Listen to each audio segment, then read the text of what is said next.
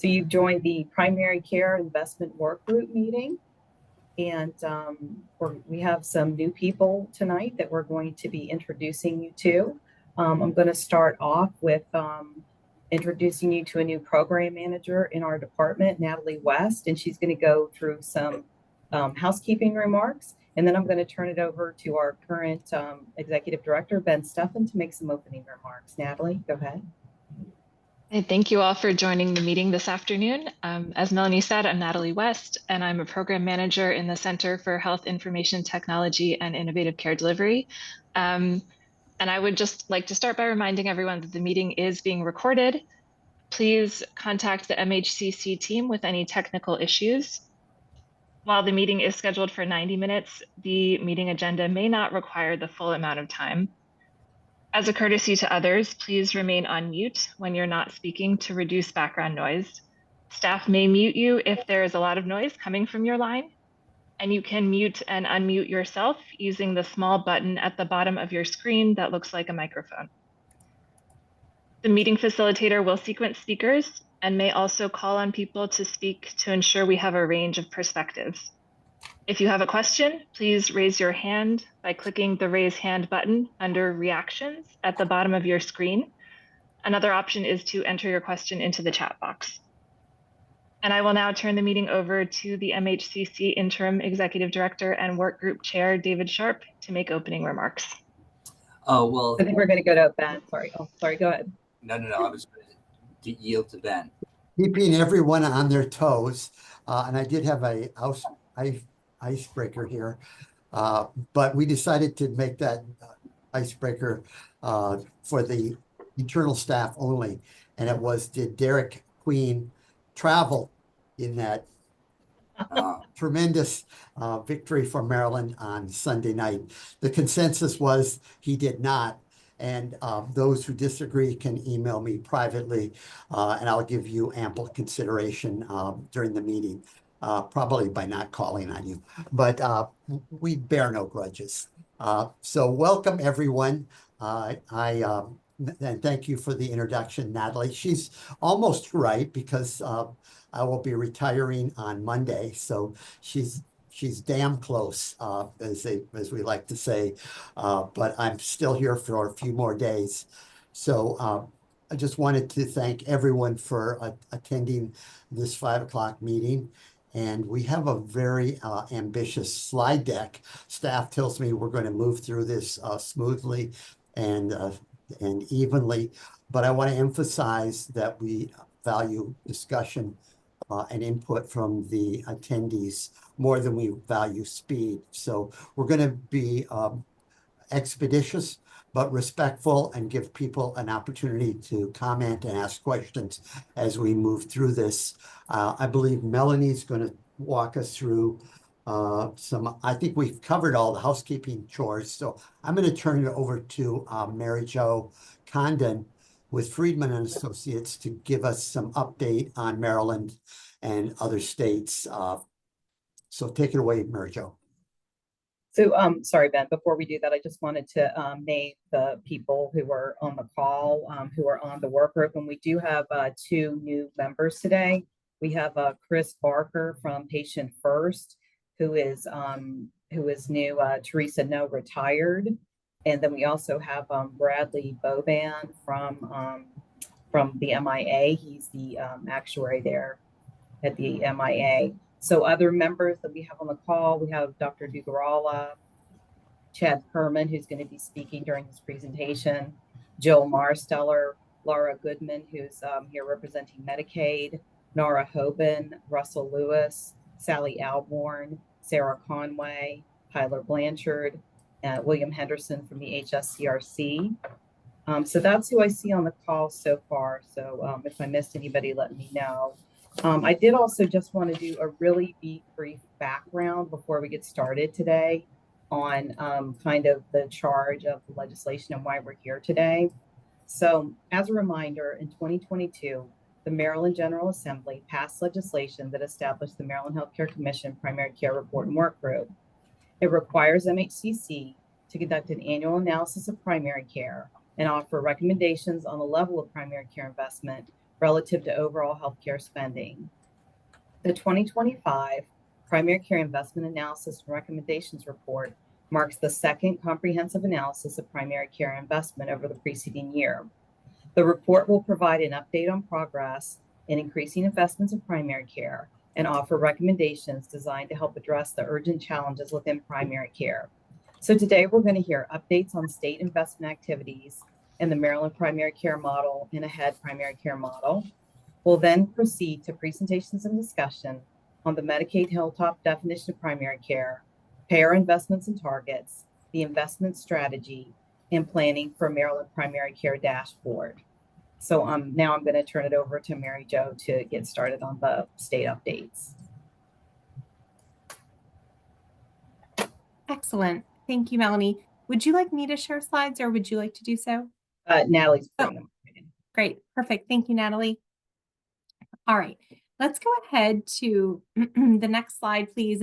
And while Natalie advances, I'll just take a moment to introduce myself. My name is Mary Jo Condon. I'm a principal consultant with Friedman Healthcare, and I've had the pleasure and honor to support MHCC in this work group over the last couple of years. So thank you all for having me back today. All right, let's go ahead to the next slide. We wanted to get started off here today with a few updates on national trends. And if we could, there we go.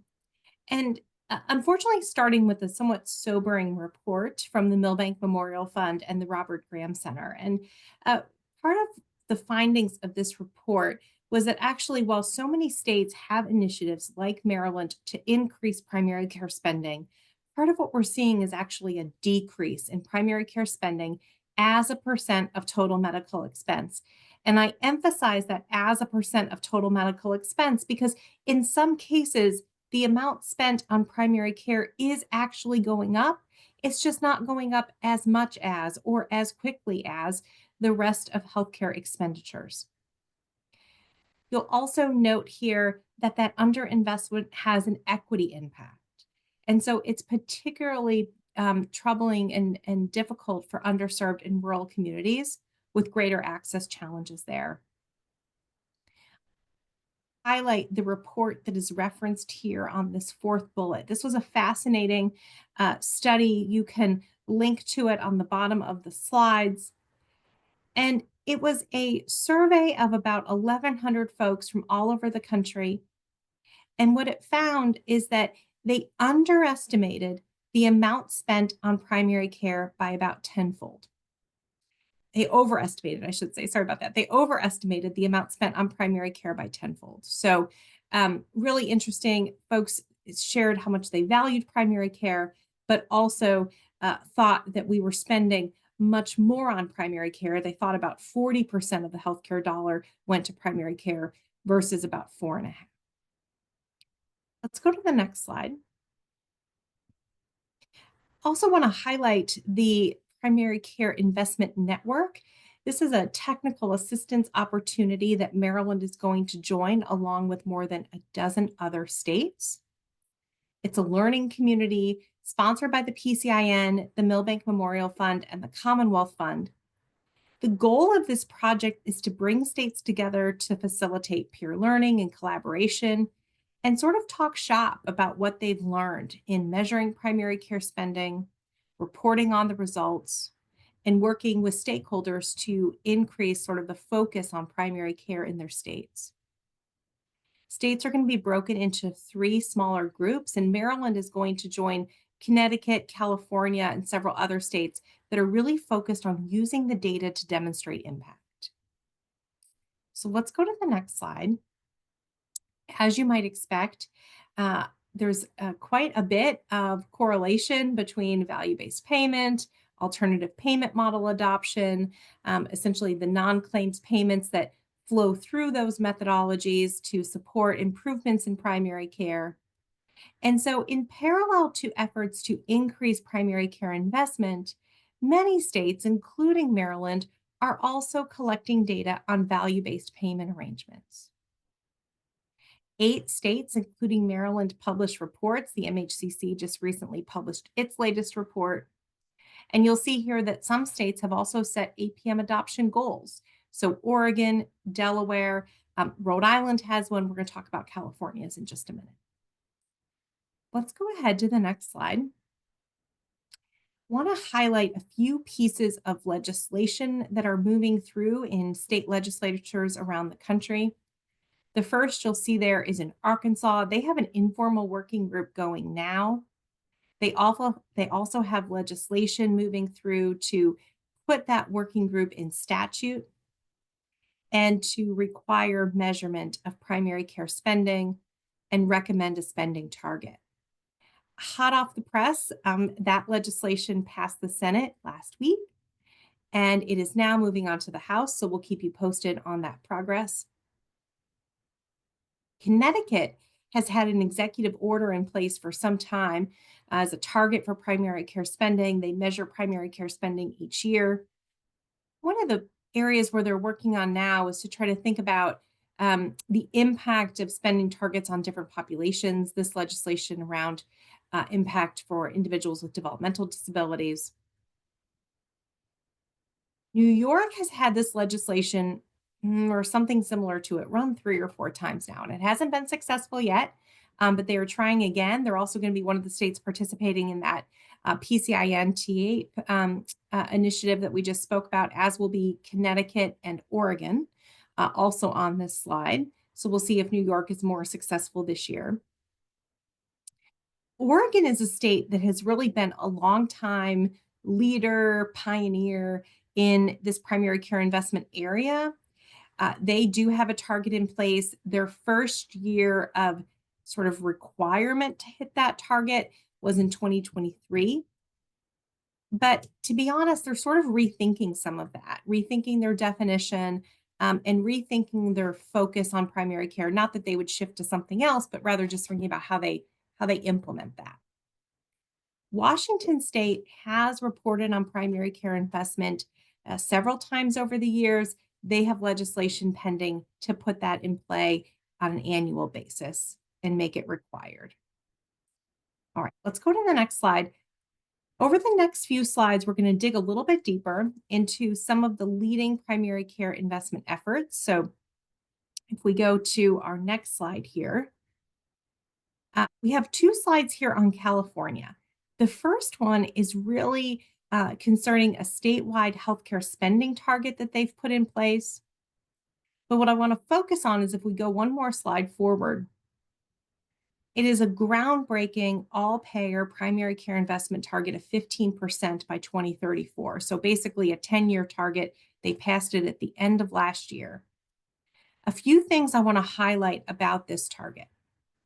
So the first is that it is put into place in parallel with that healthcare spending target on the previous slide, with the idea that over time, we won't just be spending more on primary care, but really shifting dollars across the healthcare system to sort of free up dollars to spend on primary care. So holding steady or a moderate increase, 3% a year increase in total spending, but still having more dollars available to spend on primary care. That 15% target is the highest of any target in the country. They do have a long time horizon there of 2034. They got to the 15% target by thinking about a couple of things. One is they're starting in a higher starting place. So a lot of managed care, a lot of HMOs, there's just sort of more primary care spending already occurring there. They also have a goal to really be a national leader in whole person healthcare. And they also looked to examples from other countries and countries that they found had the best performance on, various metrics of health outcomes to see where do they want to land and what's necessary on the primary care spending front to get there. So that's how they got to that 15%. One last thing I want to highlight here. You'll note that there's also an annual improvement benchmark of 0.5% to 1% a year. And that is really at the payer level to say, you know what, we want everyone to make some progress. If you're a Medicare Advantage payer and you may never get to 15%, that might not be the right percentage for you. Other payer types may end up over 15%. As a state, we all want to be at 15% in 10 years. but we're going to ask everybody to make small annual adjustments forward. And that's that 0.5 to 1% annual increase. All right, let's go to the next slide. Massachusetts. Massachusetts has also been doing quite a bit on primary care for many years, reporting, tracking new payment and care delivery models. But now they'd like to put in a task force that's really specific to primary care.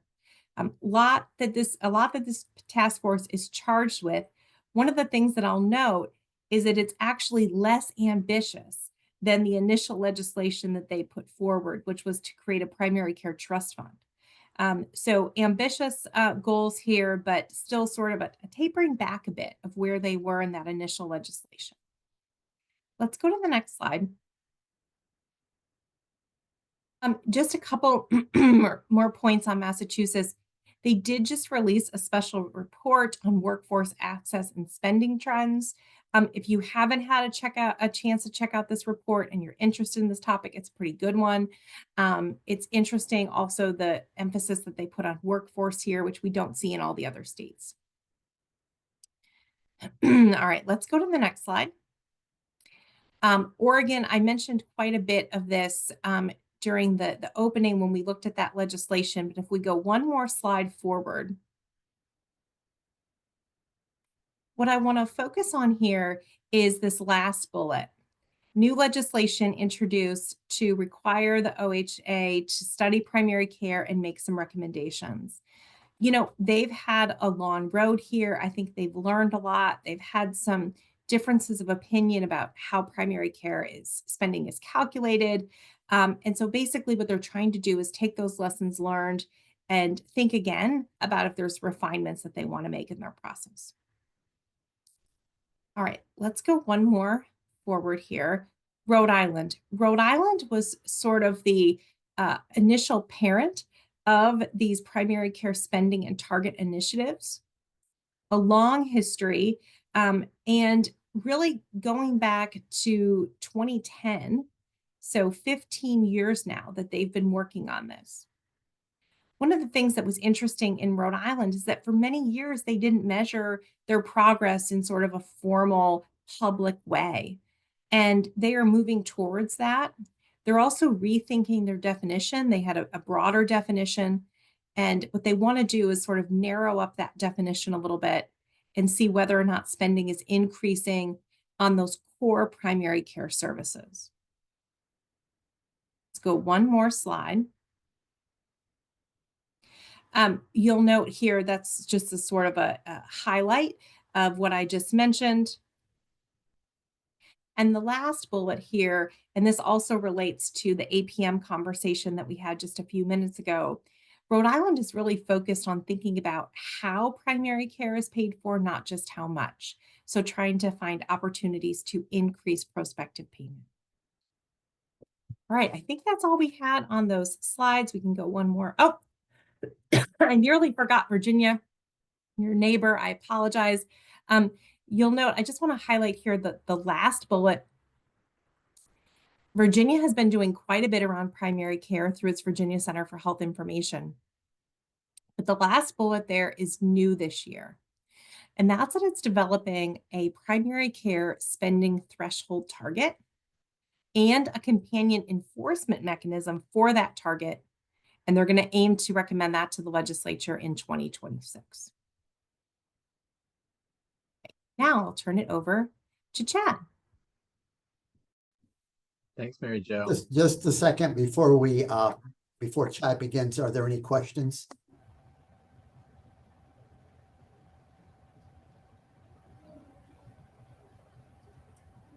I see maybe Dr. Conway's reaching to, no, okay. Just one question for you, Mary Jo.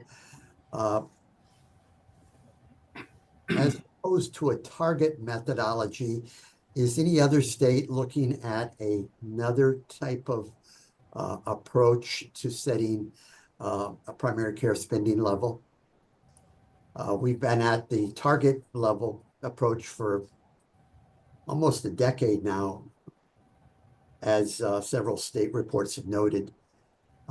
it's not yielded as many results as we hoped. Are there other ideas afoot? That's a great question. I think one of the challenges, a few challenges have happened with the targets, although I think all can be overcome. One is really focused attention on sort of achieving that progress. And when I say focused attention, for example, meeting with the carriers multiple times a year to sort of assess where folks are and what support that they need. However, another strategy moving away from the target approach that I think has been helpful in some states is to really start with thinking about what do they want to achieve with primary care and what kinds of ways do they want to pay for primary care, and then letting investment kind of follow that. So, for example, do we want to have integrated behavioral health? Do we want to have connections to social supports? Do we want to have expanded care teams?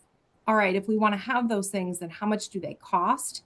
And what is the best mechanism to pay for those types of services? I think that approach, although Oregon's sort of rethinking their definition now, that's the approach that they've taken. And I think it's been successful in many ways, particularly in the Medicaid space where they've, taken that approach quite seriously. Thank you, Mary Jo. All right, I think we're ready for Chad to describe the updates to the AHEAD model primary care programs. Notice that's plural now, so I think we're going to hear about a couple. Go ahead, Chad. Thanks, Ben. Congratulations on your retirement. Well deserved. Thank you. I'm going to provide just a brief update today. Some of these slides, some of you may have already seen, but wanted to make sure bring the latest and greatest to you and where we are in terms of developing primary care under the new AHEAD model. So let's go to the next slide. So first slide here, just to ground us in where we are with the AHEAD model. As there's been some announcements lately that I think have maybe created some confusion. We are currently still under the total cost of care model. That will end at the end of 2025. But at the same time, we signed an agreement back in November to move into the AHEAD model. So right now, as you can see here on the graph, we are in what they call the pre-implementation period. That goes through the end of December of 2025. And then starting in January 2026, we will move under the AHEAD model. Maryland is the first state to join the AHEAD model and will be essentially an extension and expansion of what we've been doing under the total cost of care model, including primary care. Next slide. So a few updates. There was an announcement from CMMI a couple weeks ago now that announced that they were ending a handful of programs. And some of those advanced payment models were also primary care, but not in Maryland. At the same time, they announced that they would continue with the AHEAD model in Maryland. I think the confusion was that they announced the total cost of care model was ending. And so I think it sounded like this was a new development, which it wasn't. As I just mentioned, we had always planned to go from the total cost of care model to the AHEAD model starting in January of 26. The Maryland Primary Care Program, MDPCP, will continue under the AHEAD model. And there are really no changes to the current MDPCP. Next slide. So just broadly, in terms of the programs that we're going to have under AHEAD, here's our vision and goals for primary care under the AHEAD model. I want to call your attention to the goals on the right side. First, we need programs that are not burdensome for primary care providers to participate in. Secondly, we want to leverage the Medicare investment in MDPCP practices while broadening reach and access for our Medicaid and commercial members across Maryland. And then, of course, expanding primary care is a critical component to improving the health of all Marylanders. Next slide. So here's our umbrella slide, as I think some people like to refer to it. So the umbrella is Maryland's AHEAD primary care programs, as Ben pointed out. We have, for our purposes, we're going to brand them under this umbrella. And then we have three paths. The one on the left here is the infrastructure path. We then have a Medicare path, and then we have a Medicaid path. You can see here that there are 2 Medicare programs, which I'll talk a little more in detail on the next slide, 1 Medicaid and 1 infrastructure. MDPCP will become known as MDPCP Ahead.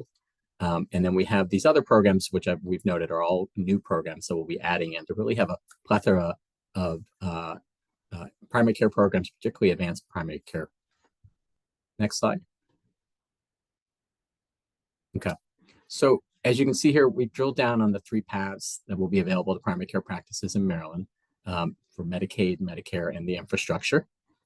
As mentioned before, because improving access to primary care is one of our central goals here, particularly for Medicaid beneficiaries, it's essential that we start with that.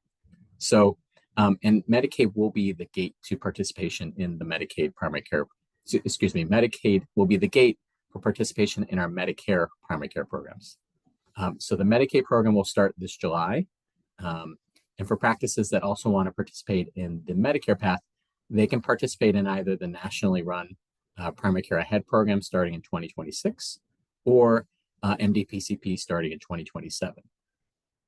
So for existing MDPCP practices, they can continue, but they will also need to participate in the Medicaid program by no later than 2027. Lastly, the infrastructure path is a small time-limited program to expand access in underserved areas around the state. We've funded 11 primary care organizations to do that. But today we're going to mostly just focus on Medicaid and Medicare paths. Next slide. So here's a timeline with the key milestones that walks through a little more detail than what we had on the last slide. Along the top, we have MDPCP Ahead, which is operating today. While we have 2 tracks today within MDPCP, starting in January 2026, we will only be offering track 2. And by 2027, as we talked about, the Medicaid gate will be enforced. Then below that, we have the Medicaid path.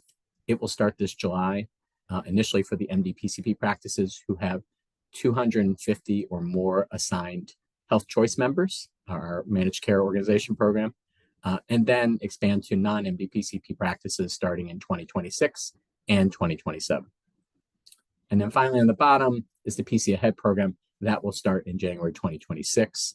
We are still waiting on a lot of the details behind that program from CMS at this point. Next slide. So there's just some resources here for additional information. We have a web page up on the MDPCP MDH site for details on the Ahead programs. Certainly welcome comments from folks at our email address, and then additional resources on Ahead are available here as well.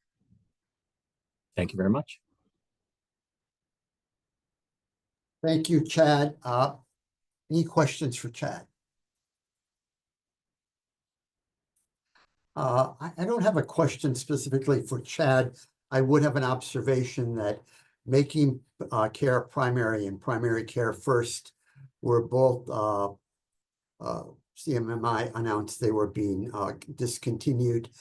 For those who've worked across state boundaries, I'm thinking of Tyler at Aledade. Do you have any intelligence on that? I know your Aledade is a major ACO. We're proud it's based in Maryland, and they have numerous practices operating under their umbrella. Do you have anything, any intelligence you might share with us? Thanks, Ben. I can't say that intelligence and my brain go hand in hand very often, but I can share that we, in Delaware, which is another market that I'm involved in, did see primary care first in a number of practices. They were able to participate in that and the MSSP ACO program at the same time. So there's not a big difference. That a few of them have kind of attritioned out of primary care first. Didn't love some of the mechanisms. There is specifically a leakage penalty, if I'm using the right term, that ended up being a surprise negative impactor to a lot of folks there. So I don't think there's a lot of folks who will miss that program, at least in my experience. Making care primary was not a program I had experience with in the markets that I'm involved in, but because they could not also be in the MSSP ACO, I don't think much of Aledade experienced that one. It was not a program we were able to support here. but we are seeing a lot of interest now in MSSP from practices who will be exiting that program. Thanks, Tyler. Jill, do you have anything to add from the standpoint of your broad vision on research you're doing? Well, there is a lot of shifting going on. I think everyone's aware within government and priorities and so on. It's something that we're watching carefully, but the implications for Medicaid, I think, are still unknown for the Medicaid program generally, and then what that will mean then for the state programs. So, Kaiser Family Foundation is a place to go and keep your eyes peeled if you are looking for a place that tends to have a lot of good information about Medicaid programs across the country. Thanks, Jill. Now, I think we also have William Henderson, who is going to give us kind of a broader update on AHEAD. Is William here? I am here. Hey, Ben, I didn't know I was giving you a broader update on AHEAD. Oh, I'm sorry. You may not want to, I was under the impression you had been alerted, so I'll take you off that, and we'll note instead that several weeks ago, the new CMMI head had spoken at the PTAC meeting. If you didn't attend that meeting, either in person or virtually, you might want to pull up that recording. It was a brief presentation, but what he said, did seem as though he was well versed in the value-based program methodology broadly. And I thought it was generally, although comments were brief and not a whole lot of insight into what the direction CMMI was going to take under the Trump administration, it seemed to me that Mr. Sutton is a thoughtful fellow. And what was especially, I think, encouraging is that his two deputies are, I believe, longstanding CMS employees. One, Ellen Lukens, has worked at CMMI for many years. Hopefully there would be some, at least, continuity in what the new administration comes up with. I would note that Mr. Sutton did work for Alex Azar, the health secretary, in the latter several years of Trump 1. Generally, I think he was at least thought of as a person who dropped in on the pandemic and moved generally in constructive ways. So I'm hopeful that Mr. Sutton, learned from Alex, whose father, by the way, was an MHCC commissioner, little known fact, in the right around the turn of the century. So we know the Azar family well, and hopefully some of that reasonableness has rubbed off on Mr. Sutton. But only time will tell. So moving on, I think we're now moving to the core of our discussion on primary care, our payer investments in primary care. Shankar Mehta is going to give us a presentation. So Shankar, I see you, and please proceed. Thank you so much, Ben. Can you hear me? I just want to make sure if I'm audible. Okay. All right. So in the next several slides, we are going to dive into the latest analysis of the primary care investment in Maryland, drawing from data from All Payers Claims Database. Next slide, please. Next one. Yeah.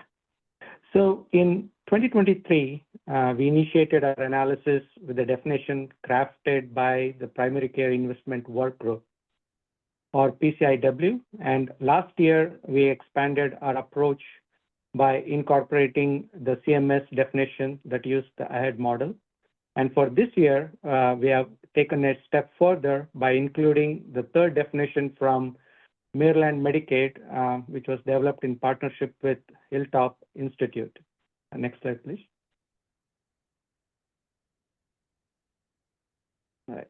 Yeah, so there's a lot of information here, and I'll try my best to peel this and make as easy to process and understand. So the first two columns, which is PCIW definition and the AHEAD model, we have already shared about this in our last year report. And for this discussion, we want to use this along with the newly incorporated Medicaid and Hilltop definition so that we can compare and contrast by using 4 specific parameters. The first one being the primary care definition and services. So at the high level, the PCIW definition takes a broad perspective encompassing a wide range of primary care services and provider specialty to ensure a comprehensive approach to calculate the primary care spend. The AHEAD model builds on the foundation of PCIW, and it expands its scope to include additional specialties such as psychiatry and OBGYN, providing a more specialized view of care. And finally, we have the Medicaid or Hilltop definition. This approach includes all Medicaid providers who are recognized as primary care or PCP within the Medicaid Management Information System. And it also includes services from specific settings such as school-based health criteria. And I just want to note here before we proceed that when we have to incorporate the definition that we got from Medicaid and Hilltop, we refer to their report, HFMR report, to identify the methodology that was used. And to identify a provider, they basically use the specialty codes, which is a kind of a homegrown code in their system. And in that, they identify a provider as a physician or a nurse practitioner or physician assistant. And for us, when we have to take that information and transform into our database, the bridge we have is the Medicare provider and supplier crosswalk, which basically takes the Medicare specialty codes and then tries to identify the taxonomy code associated with that particular specialty code. So when we try to transform that, and by using that information available in the Medicaid technical document as a physician, and when we try to crosswalk, our taxonomy codes basically expand. So in short, the number of taxonomy codes that we ended up using in Medicaid Hilltop definition is way more bigger than what we have used in the other two definitions, being AHEAD model and PCIW. And I call out this information because it will be a very critical piece of information when we are going to look into all the charts and the tables that will follow. And when we try to look at from the investment parameter, PCIW aims to achieve 10% increase on total medical spend by 2030, and we are planning to approach that by relative improvement goal of approximately 1% annually, which will be adjusted periodically based on the circumstances to achieve that aim. And for AHEAD, it looks at increasing the investment in primary care as a proportion of total cost of care for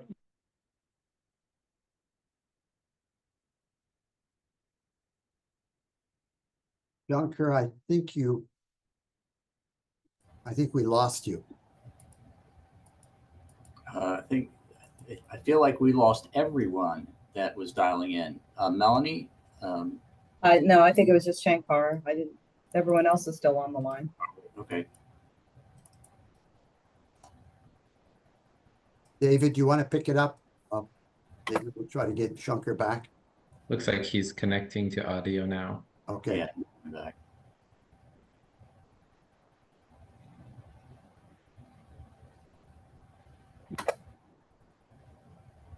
Dunker, are you there? Yeah, my apologies, Ben. I think my audio got disconnected. Sorry. So I'm back.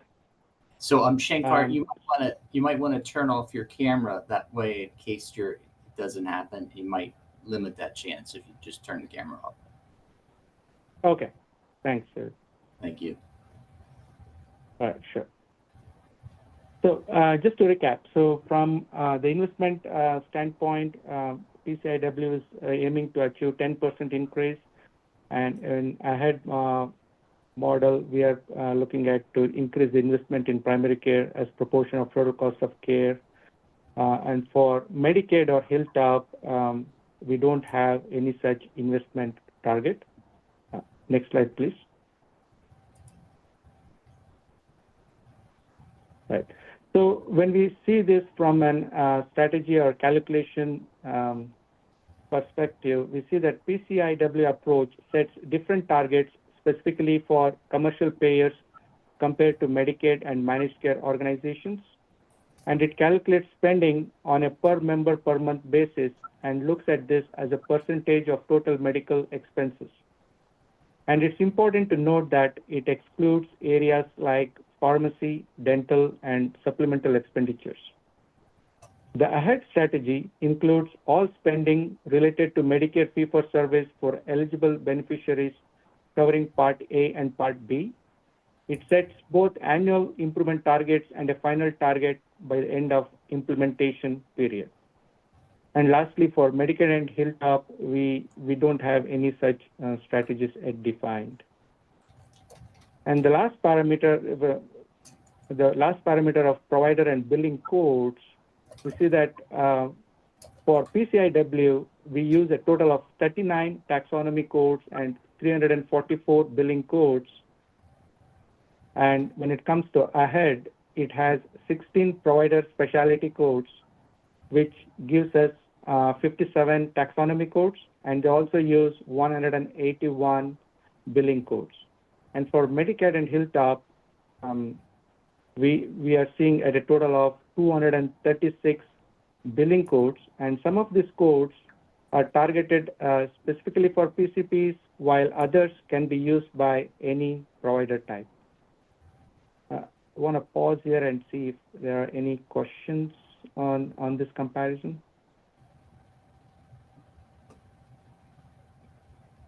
Okay, if not, we can proceed to the next slide, please. All right. So based on the latest analysis, we see that there's been a slight increase in commercial primary care spending year over year across all three definitions. In 2023, the PCIW definition shows that primary care spending accounted for 6.2% of total medical expenses. And then we have a AHEAD definition, which indicates primary care spending at 8.5%. And finally, the Hilltop definition shows a higher percentage at 13.1%. And as I explained before, it makes that Hilltop definition as a higher percentage because of the reason that I previously explained, and also it includes vaccines and certain family planning services. The AHEAD definition fits in the middle because it covers more specialties than the PCIW, but fewer taxonomy codes and services than Hilltop. Next slide, please. So, and when we use three methodologies in 2023 commercial claims, we see that the Hilltop definition shows a spending percentage of 13.1%, followed by AHEAD at 8.5% and PCIW at 6.2%. And in Medicare Advantage population, the pattern continues with the Hilltop definition showing a spend of 7.3%, while AHEAD and PCIW follow with 4.8% and 3.7% respectively. And lastly, in Medicare fee-for-service claims, Hilltop definition shows a spend of 7.1%, followed by 4.2% and 3% in AHEAD and PCIW definition. Next slide, please. One more. Okay. And this chart basically analyzes the 5 major commercial payers, that is Aetna, CareFirst, Cigna, Kaiser, and United Healthcare, across 3 definitions in terms of both primary care percentage and per member per month values. For PCIW definition, the percentages ranges from 5.9% for Aetna to 7.5% for Kaiser, with a total average of 6.2%. And for the AHEAD definition, the percentages vary from 8% for CareFirst to 11% for Kaiser, and averaging at 8.5 across all payers. And finally, for the Hilltop definition, the percentages are highest ranging from 12.2% for United Healthcare to 18.5% for Kaiser, with an average of 13.1%. And for per member per month ranges, the PCIW definition ranges from $23 for Aetna to $28 for Cigna, with a total average of $26. And for AHEAD definition, the PMPM spans from $32 for Aetna to $39 for Cigna, averaging $36 across all payers. And finally, for the Hilltop definition, we have the PMPM values, which is $50 for Aetna to $64 for Kaiser, with an overall average of $55. Next slide, please. So this chart basically shows the percentage of total medical spend that different health insurance companies allocated to primary care over the most 3 recent years that was part of the study. And we noticed that Aetna tends to spend around 6% of its total medical budget on primary care, with a slight increase over years and reaching 5.9% in 2023. And for CareFirst has similar spending patterns, fluctuating around 6% to 8%, with a minor decrease to 6.1% in 2023. Cigna shows some variation, starting at 7% in 2021 and dropping to 5.9% in 2022, and then raising again to 6.1% in 2023. And for Kaiser, we only have data for 2023, which shows a spend of 7.5%. We included Kaiser only for 2023 because that is when MHCC received the imputed allowed amount data from Kaiser. And finally, for United Healthcare, it maintains a consistent range from 6.1% in 2023, showing stability over the years.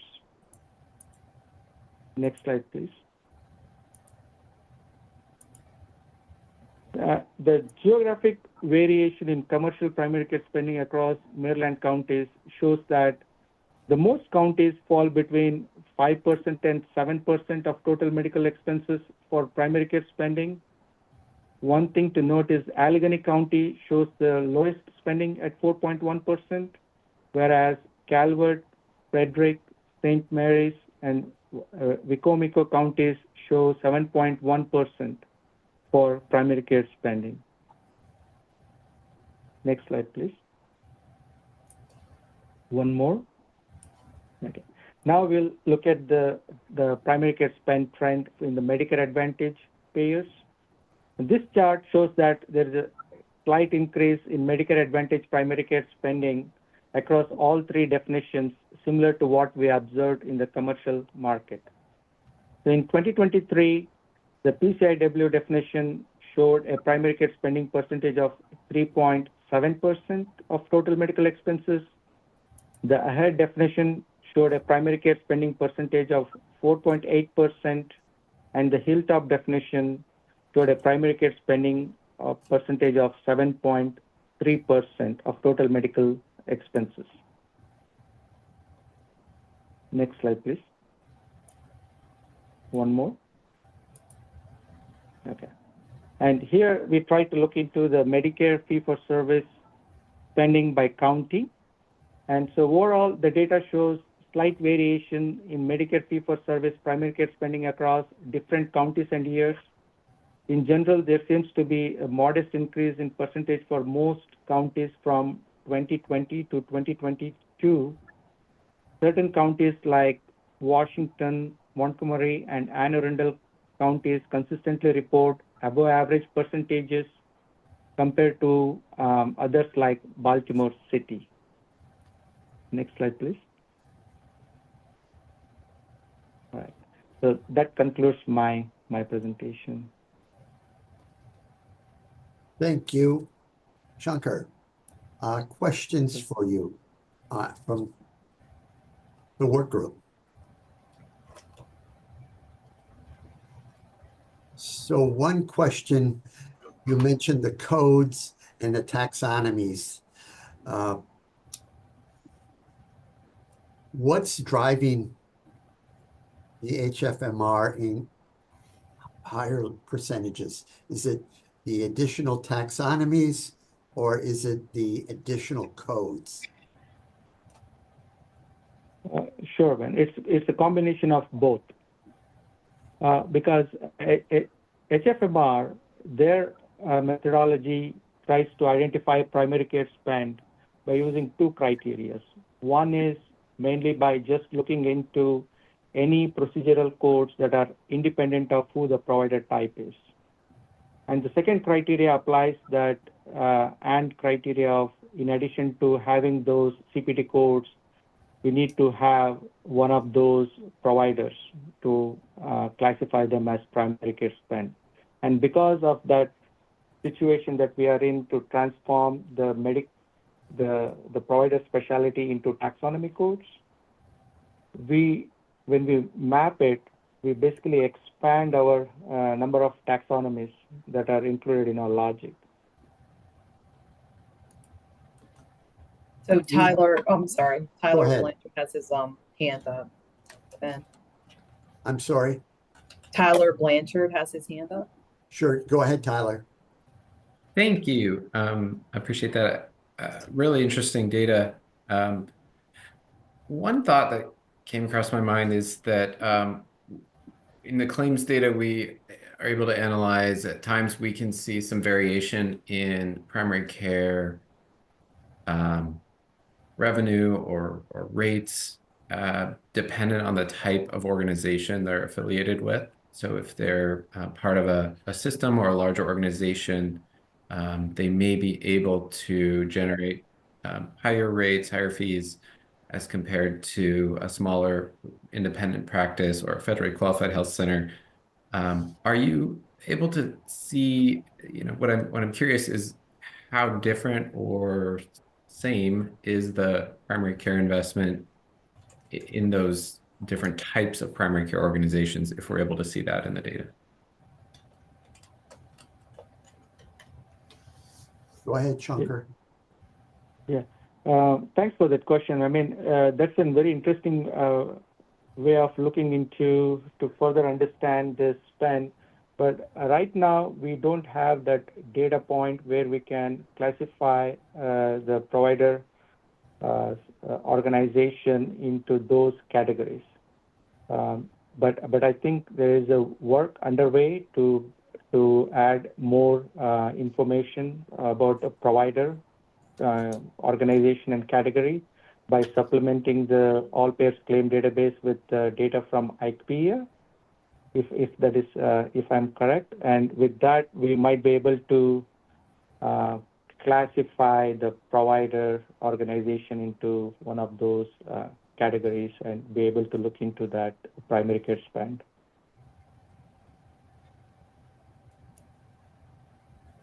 We also have a question from Dr. Khanna in the chat. She asks, what is the reason for the very low percent in Baltimore City?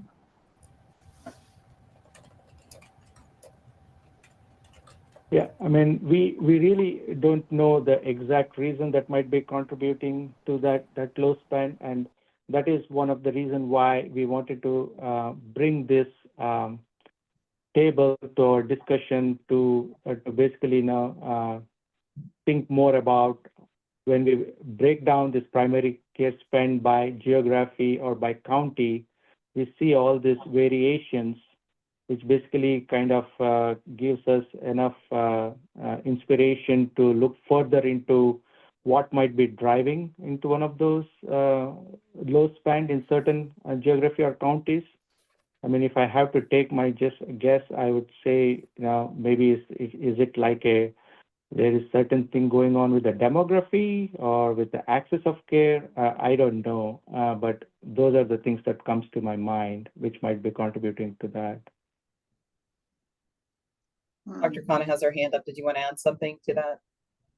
Yeah, it's a little confusing that there should be such a low percent spend in Baltimore, because Baltimore is where you have all these big universities and things where there's huge spend. So it doesn't entirely make sense. I just wonder if you had noted anything in the data, maybe that suggests that there is some criteria that they use, by zip code or something. Hey, Shankar, and good afternoon, Dr. Khanna. Can you point us to the slides so Natalie can project that particular slide that Dr. Sure. Khanna is referring to? Thank you. Sure. If you could go once, yeah, this is the one. Yeah. So everyone can sort of keep up. Mhm. So we're looking at Dr. Khanna. So you're talking about in Baltimore City specifically. Mhm. And if you Yeah. notice and we can just look at ahead, it's in 2022, it's 2.8% compared to, say, Charles County, which is 4.5, almost double. So it doesn't seem to make sense. Yeah, I mean, I think that in order to fully understand this, which we also need to know the denominator,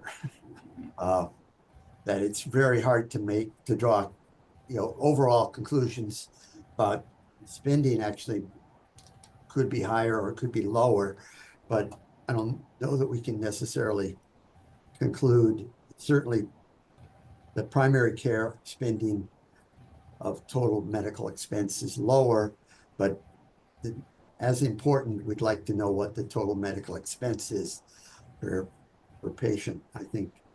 But it does seem to suggest that there's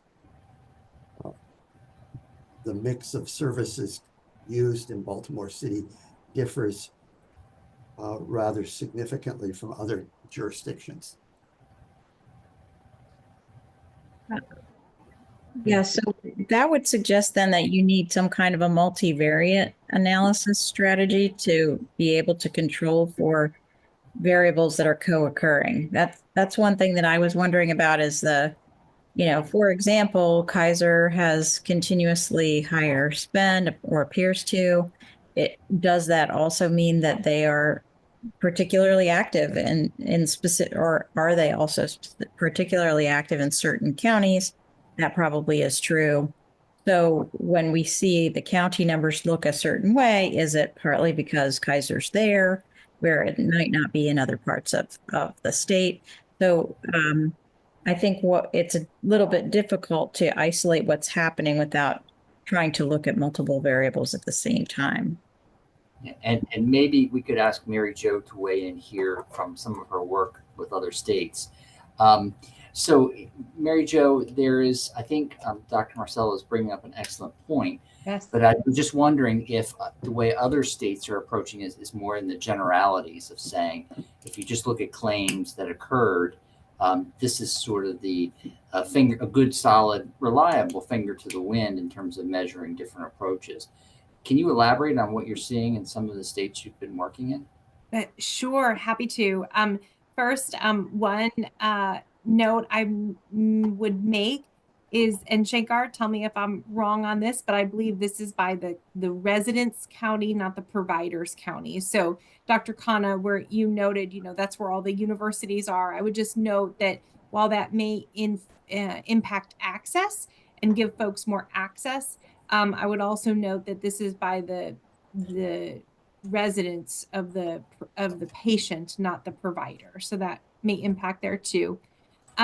one of the things that we see in many states is that in areas or in populations where the population is younger, sometimes primary care spend ends up being a higher proportion of total spending. Where the population is older or has more significant health needs, it can be a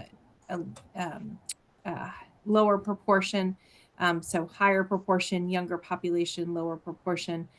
In the older population can also be related to access. But I really like this idea of a multivariate analysis. We actually don't see that in a lot of states. And the reason why is that many states use supplemental data collections to measure primary care spend. They don't use their APCDs. And so they can't do this type of really intricate, nuanced geographic analysis that Maryland is able to do using its APCD. So I think that gives you the potential opportunity to do some of that multivariate analysis if that's of interest. Thank you, Mary Jo. Good question, good explanation too, Jill. Yeah, I think it does really encourage, digging a little deeper with a bit more sophisticated analytic tools for sure. Other questions? I think there was another question in the chat, but I think Mary Jo answered it. Is it based on residency of recipient or of care or location of facility? And Mary Jo said it was based on the residency, the residence. So, I mean, it is hard to surmise, but given the number of healthcare providers in the city, one might think that the city's one area where people don't have to travel too far to seek care, unlike some jurisdictions in Maryland where residents are going out of their home jurisdiction for treatment.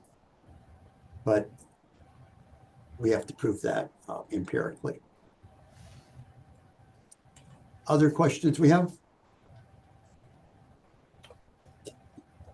So I think now we're going to, if we can go to the discussion on investment strategies. I think that Mary Jo is going to lead us through that aspect of the work. Go ahead. Will. Thank you, Ben. All right. So as Shankar just reported, MHCC has seen some moderate increases in primary care spending, consistent with its goal of increasing primary care spending by about 1% of TME per year. And one of the things I want to highlight is that although you saw some different percentages of primary care spending across those definitions, all the definitions have the same total medical expense. So what you were looking at there was the amount spent on primary care as a percentage of a total medical expense number. That total medical expense number is the same across all definitions because total cost of care or total spending is calculated the same across all definitions. And so therefore, this 1% of total medical expense increase is also consistent across all definitions. All right, so why do we focus on TME, on a percentage of TME as we look at increases in primary care spending? This is actually the way that every state to date measures this, is as a percent of TME. And one of the reasons that states keep coming back to is that it signals that increases in primary care spending should be the result of shifting existing spending, not spending more. It also allows a single target to reflect differences across payers and payer types. So we may have, a different amount being spent for commercial or for Medicare, or for Medicare Advantage. But that percent of spending is sort of a way to neutralize those differences. As I mentioned, this is how all the other states do it. So it offers some consistency with those approaches. And it aligns with your previous recommendations. The other piece, as I noted when we got started on this section, is it's definition agnostic. So all the definitions use the same denominator. And so that 1% of total medical expense per year is the same across all the definitions. Let's go to the next slide. As I mentioned when we first got started, we also wanted to spend a few minutes talking about APMs as a primary care investment strategy. So last year, several of the payers met with us to discuss their plans to increase primary care investment. And without exception, they noticed an interest in doing so through alternative payment arrangements. They really liked this idea of, focusing on value-based care and shifting dollars through non-claims payments rather than increases in fee schedules. So in 2025, MHCC is going to expand on its existing alternative payment model data collection to collect information specifically on non-claims payments for primary care services. The analysis will include the percent of members covered under an APM, which reflects the importance of population health management, the percent of total spending tied to a contract with an APM to track progress that's consistent with national APM adoption targets. We have some slides in the appendix on that. And the percent of primary care and total investment paid via non-claims to measure the percent of primary care spending that is occurring through those flexible and ideally predictable non-claims payments. This also helps us encourage meaningful APM adoption. So to make sure that more of the total spend is available to be captured by providers in those arrangements. Go to the next slide. Here, I want to talk about some of the experiences and lessons learned that have occurred in other states that have gone down a similar path. So the first is a positive, that states have found APMs to be a pathway to meaningfully increase primary care investment. So rather than increasing fee schedules, instead finding ways to increase non-fee-for-service payments or non-claims payments. Increased APM adoption also allows payers to provide more flexible payments to primary care providers, which can be used for advanced primary care capabilities like expanded care teams and integrated behavioral health. All that said, there are also some lessons learned. So some primary care providers are not well positioned for or interested in value-based care. And primary care providers tend to prefer predictable prospective payments to support practice infrastructure, expanding care teams, implementing new workflows. Payers sometimes prefer to put more of the dollars at risk and pay those non-claims payments out after some sort of performance has been achieved. So there can be a difference or sort of a tension point there. It can also be difficult to isolate the portion of non-claims payments that supported primary care versus other activities. Now, we're going to have a methodology to do that as part of the data collection, but it's never perfect because remember, these non-claims payment data, the APM data, it's being collected by payers. And so how providers might choose to spend those non-claims payments in their own systems might vary from how payers made the payment. There's also varying requirements for APMs across payers, which sometimes increases administrative burden and makes providers less interested in participating. All right, let's go to the next slide. We have some questions for you. The first is 1% of TME still the appropriate rate of increase for primary care investment? 2, Should MHCC consider, should the work group consider setting a voluntary target for APM spending as a percent of total medical expense?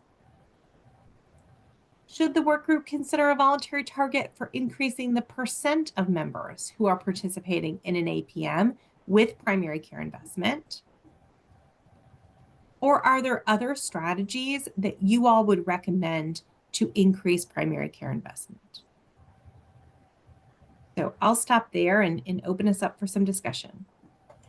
So before we begin, Mary Jo, do we want to consider these point by point or leave it as more of a cafeteria where we ask people to comment on one or more, but not necessarily any sequence?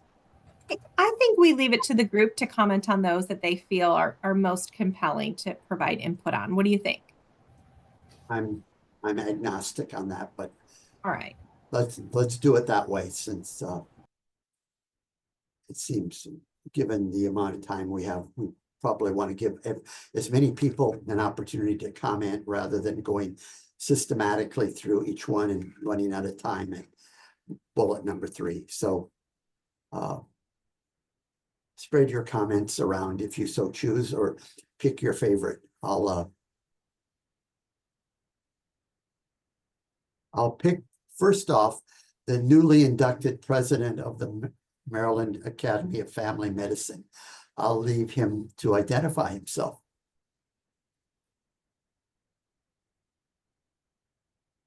Or maybe Dr. DeGarola has left, I'm not sure. Yes, I'm still here. Congratulations. Yeah, oh, thank you very much. I appreciate it.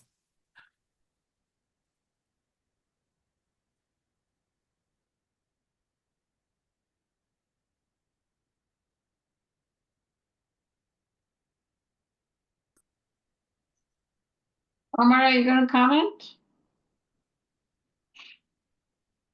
He may have, I don't know if it's, did his screen freeze?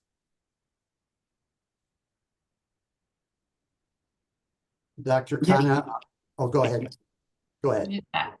Mhm.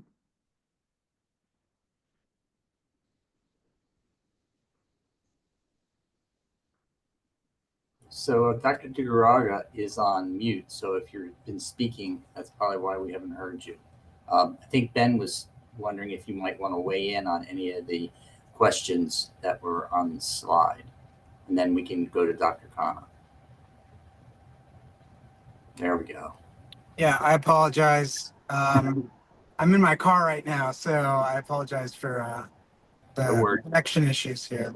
Well, why don't we go to Dr. Khanna and then maybe we circle back to you. Yeah, thank you.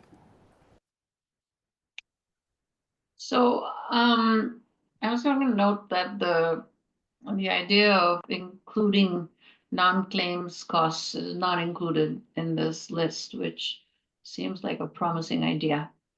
Now, in each of these things, you have to wonder, if you set a target, are you going to achieve it? Or is it better to work incrementally, which is that 1% up there? And assume that if you worked your way up, you'd probably get to 10 or 12% eventually, assuming the ahead model. And establishing that voluntary target, I think in a sense is something that we've already kind of done.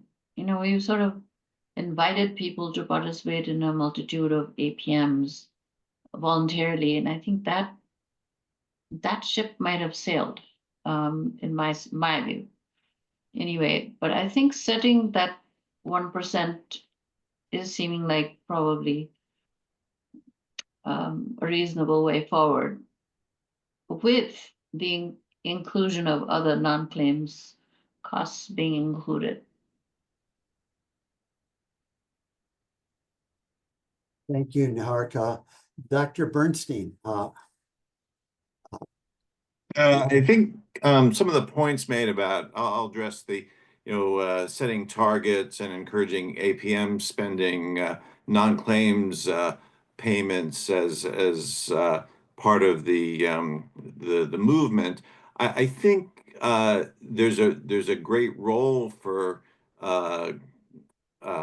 APMs and non-claims payments as improving resources and being used as resources to really achieve the ultimate mission of access and improve population health. But I think it's a really important point that the volatility and delay and not being able to depend on those payments is a real hindrance. And I even would have special concerns about I mean, just from experience, I think sometimes the removal of the time of measurement earning from actually receiving those payments is even more delayed in the commercial setting. So I think if that were going to be more effective, there to be some way to speed up the the data analysis, so that really the resources can be applied and put to work and achieve the mission. So I think that's a really important part of what needs to be looked at. Thank you, Dr. Bernstein. Nora, are you on, and do you have any comments? I am on. Can you hear me okay? Sure. Sure. I'm in the car, so thanks. But I'm parked right now. Yeah, so it's a little stressful hearing the conversation only because FQHCs are incredibly vulnerable right now.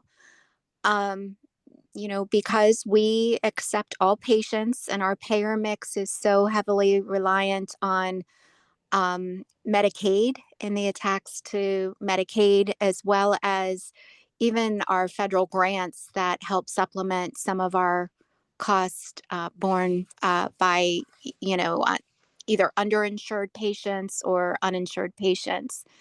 I think something pretty significant so that FQHCs can really thrive, not just maybe some of them surviving is where I'd be interested in more of a conversation, and we can maybe take it offline. I think the FQHCs are just very vulnerable right now, and a lot of the data analysis that we've done suggests that even our third-party insurance or just even our commercial insurance rates are not anywhere where they need to be. And some of the feedback that we've gotten from some of the CEOs is just that, in some of the rural areas, they're not, some of our third party payers or commercial insurers are not negotiating. They're like, here's what we're going to pay you, and that's it. So I think we really, for FQHCs to be the safety net of primary care, we may have to think about that a little bit differently. Thank you, Nora. I think Tyler had something in the chat, but do you have comments, Tyler? Or just very briefly sharing a link to an article that Dr. Mostashari and Jeffrey Moore published recently around strategies to help practices who are in the wait and see category. If you've ever read Jeffrey Moore's Crossing the Chasm book, it's a Bible of marketing. There's, the early adopters that jump right into anything new and they don't care if it might be risky or not. And then there's the chasm between them and the mainstream. And that's the folks that are potentially still on the sidelines of these APM model participation. So it's a germane conversation we're having here around what would it take to help welcome folks into some of these APM models who are still on the sidelines. Laura Goodman, not putting you on the spot to speak for Medicaid generally, but from your own perspective, any thoughts? Yeah, I echoing the comments that were brought up, I think, around the FQHCs and, just recognizing the difficult kind of financial situation and outlook and forecast we have here at the state in terms of the rates conversation. Of course, I work for one payer. I can't really speak for others, and we don't negotiate. We set fee schedules. So, but I just want to recognize the the challenge that is facing providers these days with regard to rates and primary care in particular. Other comments before? And we have two people with their hands up, Dr. DeGarala and Joe. Hi, thank you. I wanted to mention that I think the 1% increase per year is still very reasonable. I did want to mention that putting voluntary targets, I think, is a good start, but without having some sort of required targets for payers, it's going to be very difficult to achieve those goals. The last thing I wanted to mention is, I think something Dr. Bernstein had already mentioned, which is the prospective payments. You know, practices and systems have to put a lot of investment in to be able to be ready for value-based care, especially if we're moving into Medicaid as well. And if we're waiting, 6 months, a year, sometimes 18 months for these payments to come through, we may not know if these payments may come through, especially from private payers. That's a lot of investment to put in without knowing if that revenue is going to come through. So I definitely think that if we're doing value-based care payments through private payers, there needs to be some sort of prospective payments. The last thing I'll mention is, for a lot of smaller practices, it was mentioned earlier about having rate setting, because the private payers are giving different rates for fee for service to smaller practices versus larger systems, it puts them at a bit of a disadvantage. I'm not sure if we wanted to look into if we're having private payers go into value-based care programs, since we still generate a lot of revenue from fee for service in the meantime, if those payments can be equally distributed between larger systems and smaller practices to give smaller practices a chance to kind of get equal footing as far as payment rates. Thank you.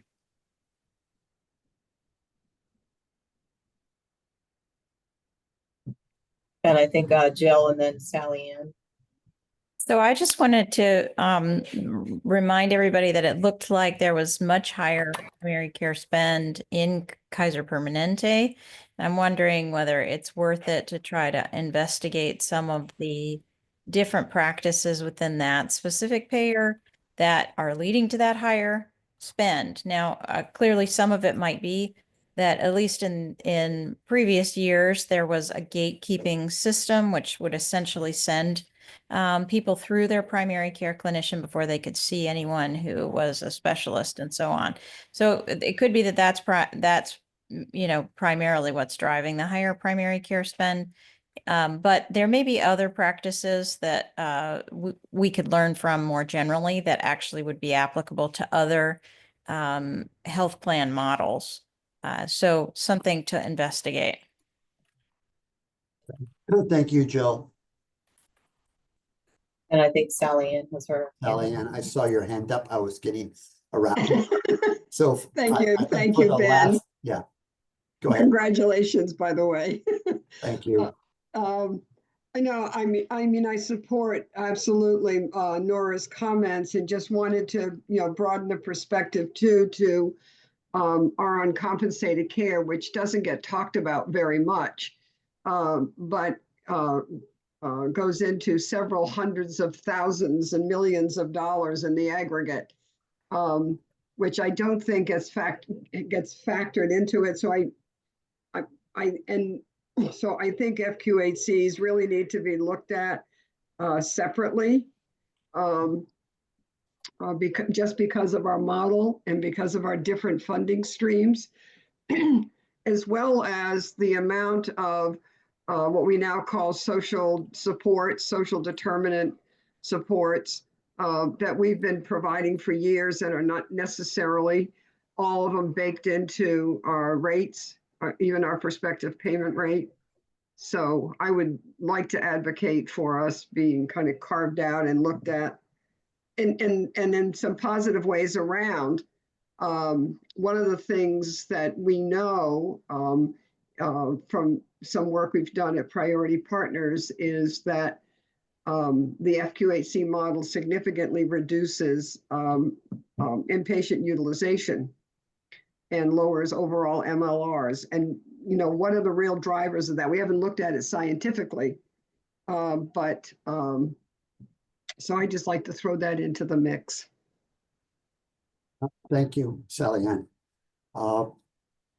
We have 4 minutes left, and I know Ina has been waiting patiently to offer some input on an initiative that we got started with the then Health Secretary, Dr. Laura Herrera Scott. We talked about developing a primary care dashboard.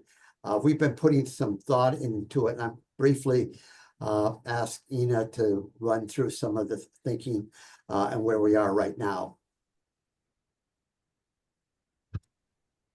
Thank you, Ben. I'll do a quick flyover of the next set of slides, which shifts the focus a little bit from the dollars that are identified for investment in primary care spending to the impact of those dollars and looking at the system performance for primary care over time in relationship to investment and along several domains.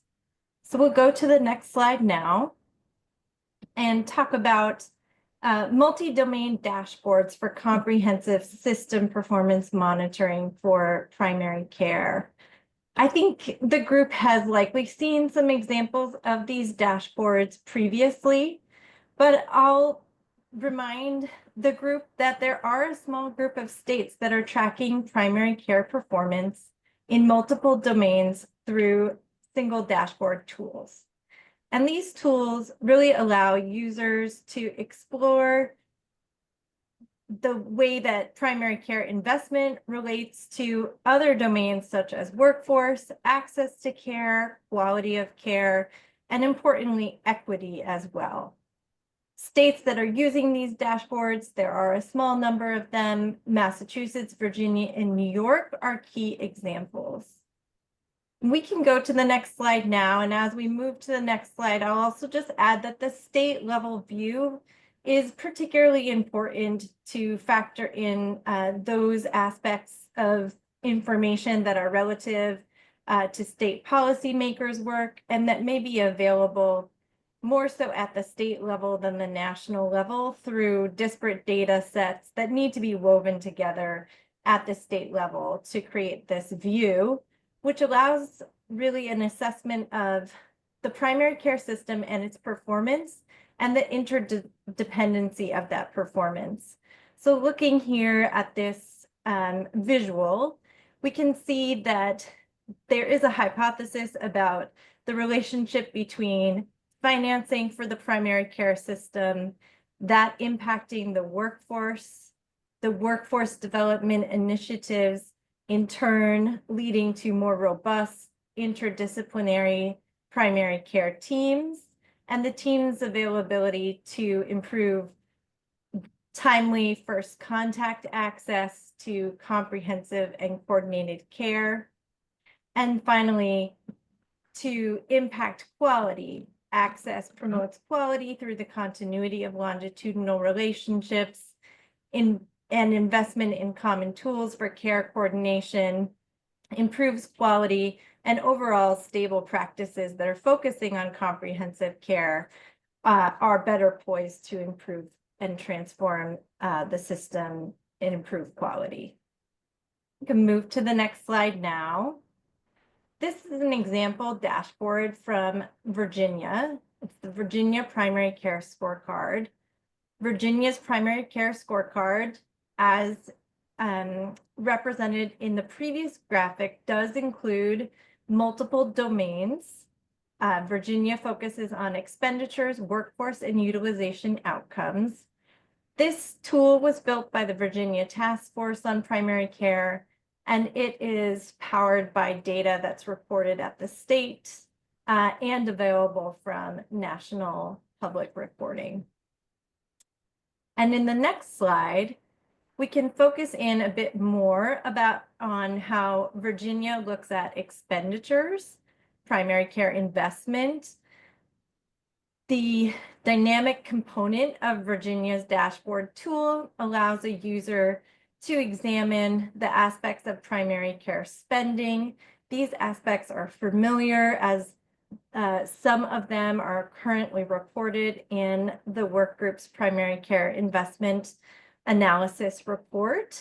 And through a dynamic tool like a dashboard, again, the user has the opportunity to filter these results based on their areas of particular interest, as well as years or use cases.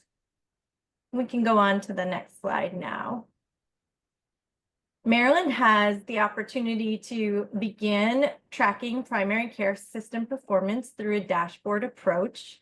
Since Maryland has recently or more recently adopted investment targets, it's a really opportune moment for the state to introduce this type of tool to both improve awareness of its goals, as well as to track performance in the investment domain, as well as explore those relationships between investment and other primary care health system indicators.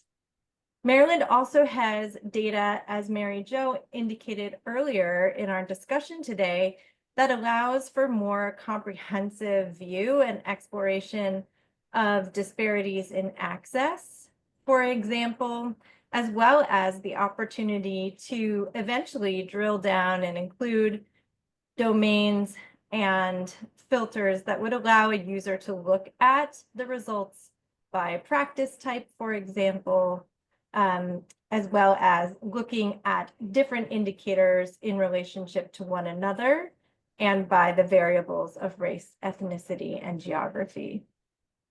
We'll move to the next slide now. Highlighting here, this is a visual that's already included in the primary care investment work group report from the most recent version published in October 24. And you can imagine how in a dynamic dashboard approach, a user could determine their interest in the results by a particular county and filter deeper into the data at the county level. We can move to the next slide now.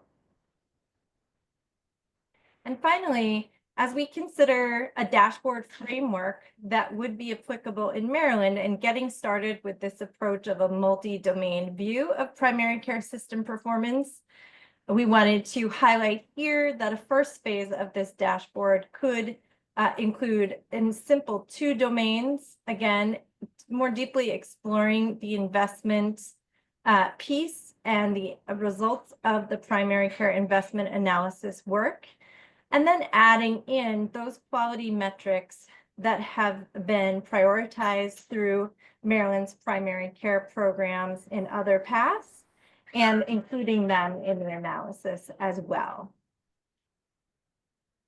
So I will finish there in finalizing this example here of this dashboard, and happy to take any questions. Thank you, Ina. I had a bit of a technical glitch here, but I'm back here. Any questions? So David or Ken, what's the timeline for moving forward with this? So thanks, Ben, and thanks everyone for your participation. So over the next month, we're going to be taking some of the feedback that the work group provided and trying to incorporate it into some text-based documents that can be shared with the group. We think we have enough to get started, and then we'll seek feedback probably within about 30 days. We may want to talk more about the data, but we'll take that into a different track. Yeah, my observation about some of the dashboards is that they are often static. And secondly, some of them don't necessarily directly address primary care. They may be, I would call them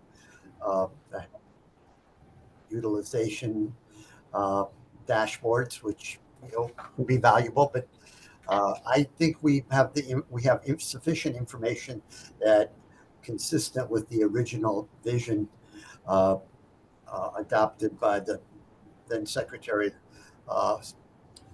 that we can produce a dashboard that captures changes in primary care access and use over time, in particular, tying it to some of the initiatives that already have been launched in the state or will be launched in the state over the next several years. So I think that would be my particular observation, that we, if we're going to call it a primary care dashboard, it really be a primary care dashboard, not many other purposes and ends, which, while laudable, don't necessarily align completely with primary care. We will be taking comments on the last set of questions that we posited to you all over the next several weeks. Those responses should be sent to, I think it's Melanie, is that correct? Yeah, Melanie and Natalie, you can copy Natalie West, but we'll send an email to everyone so you have it, and we'll put the recommendations back in there and asking for comments. So we'll send that out over the next couple of days. So very good. I want to thank everyone for attending. And before I leave, I want to point out, please visit our Policy and Legislative Reports website. It contains some of the reports that were discussed today, including the report on APM adoption, primary care spend, but also reports that have garnered considerable interest on private equity investments in physician practices, changes in the rules for out-of-network payments, expansions of telehealth coverage, as well as some studies that relate to coverage of additional mandated benefits.